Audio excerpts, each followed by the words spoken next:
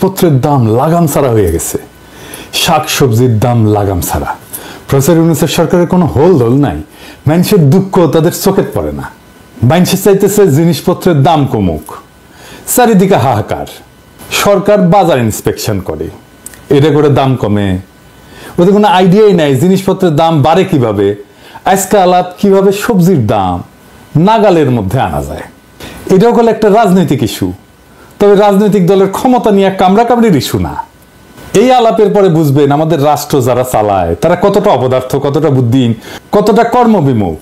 যে সমস্যার সমাধানে সে নিজে তো কিছু করেই না, যারা সমাধানটা কইরা দিতে পারতো তাদেরও সাহায্য নেয় না। তা আমি ঠিক করছি যে পলিটিক্যাল ইস্যু নিয়ে এপিসোড বানানোর পাশাপাশি কিছু জাতীয় এরকম সমস্যা নিয়ে আলাপ করব, যেগুলো আমাদের নিজেদের জীবনে সরাসরি সমস্যা তৈরি করে। শুধু আলাপটা না, আমরা আলাপ করব কিভাবে এই সমস্যার সমাধান করা যায় সেটা নিয়েও। না না, আমি মনে করি না যে প্রফেসর ইউনূসের সরকার সমস্যার সমাধান কইরা দিবে। প্রফেসর ইউনূসের সরকার আমি মনে করি এটা একটা অপদার্থ সরকার।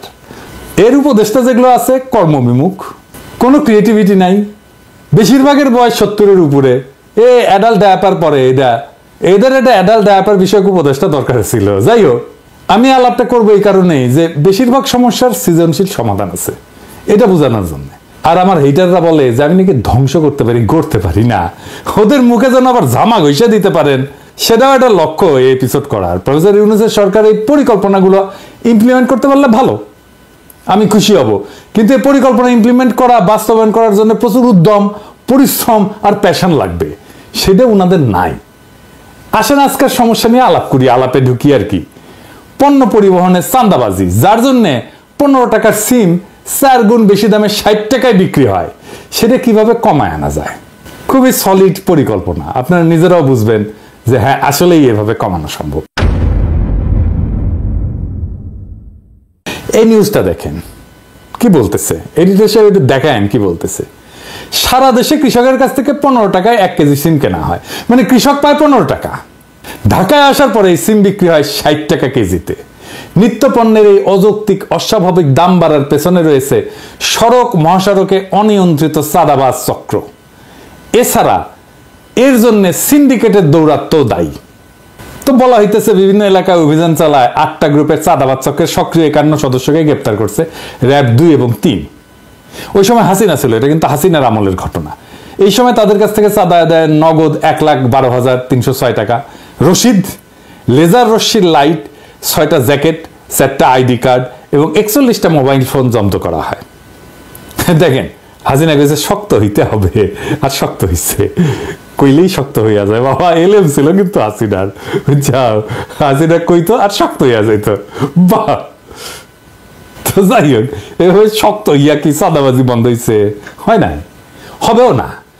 কারণ এইখানে একটা হিউজ অর্গানাইজেশন আছে।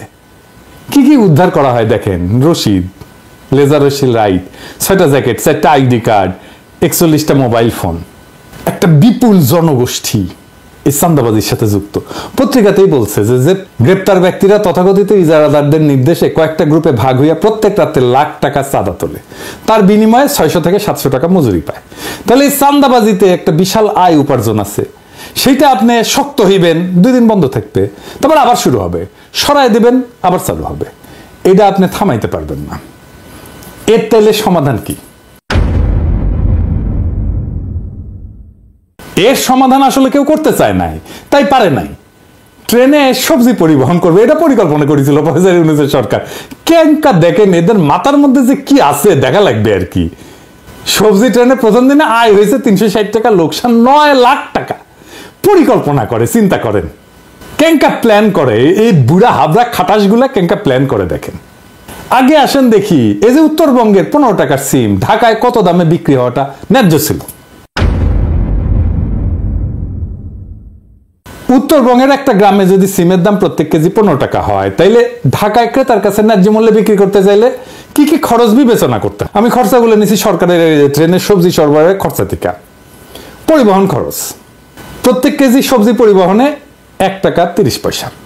তবে মাঠ থেকে স্টেশন এবং স্টেশন থেকে বাজার পর্যন্ত অতিরিক্ত পরিবহন খরচ এবং কুলি খরচ পরিবহন ব্যয় প্রত্যেক কেজি 3 টাকা হইতে পারে। 2 নাম্বার, সংরক্ষণ প্যাকেজিং খরচ।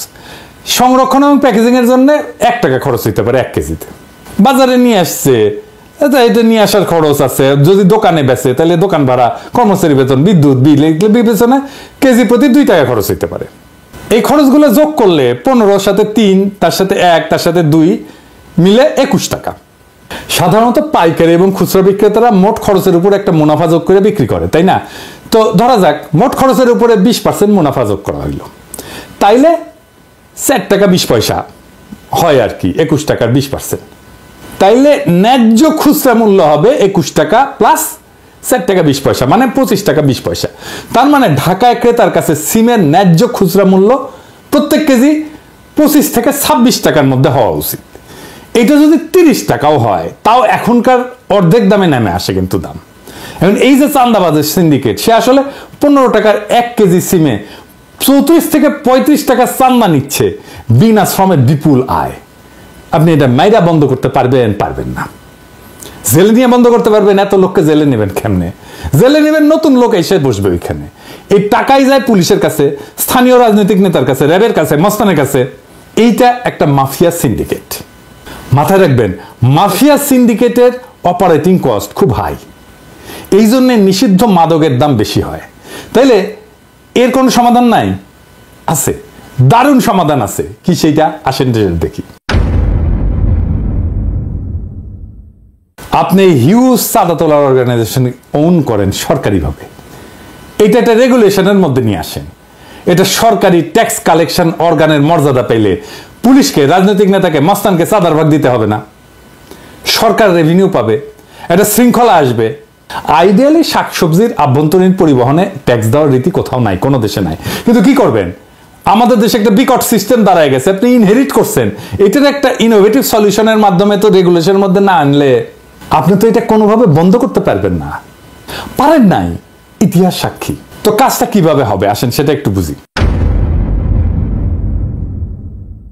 কারা কারা চাঁদা তোলে তাদের তালিকা পুলিশের কাছে অবশ্যই আছে, না থাকলে তালিকা করতে হবে, এদেরকে ডাকতে হবে, মানে নেতাদেরকে বলতে হবে ভয় নাই, ডর নাই, সরকার তোমাদেরকে সাহায্য করবে, এই কাজটাকে অফিসিয়াল করে দেবে, তোমরা সরকারি কাজের সহায়ক হিসেবে মর্যাদা পাবা, তোমাদের এই চাঁদা কালেক্ট করার সিস্টেম করে দেবো, ইলেকট্রনিক পেমেন্ট আর বারকোড প্রিন্টিং একই সাথে চলবে।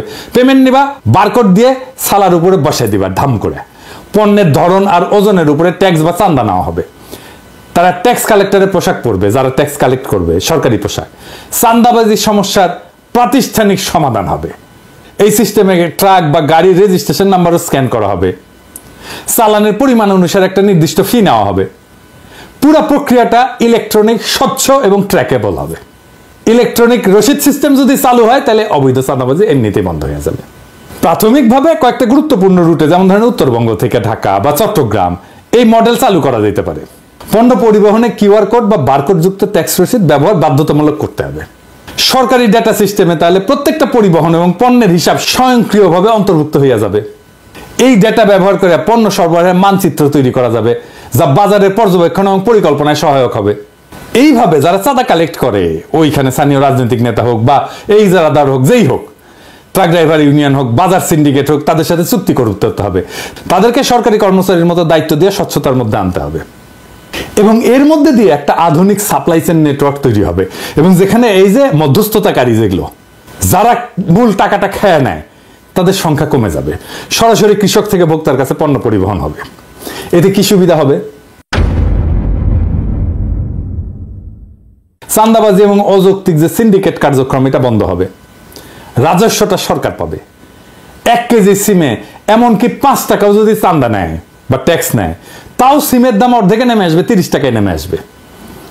সরকারি সার্ভিস হয়, এটার জন্য, এটা চালানোর জন্য পুলিশ, মস্তান, রাজনৈতিক নেতাদের চাঁদা দিতে হবে না, তাই অপারেশনের খরচা কমে যাবে।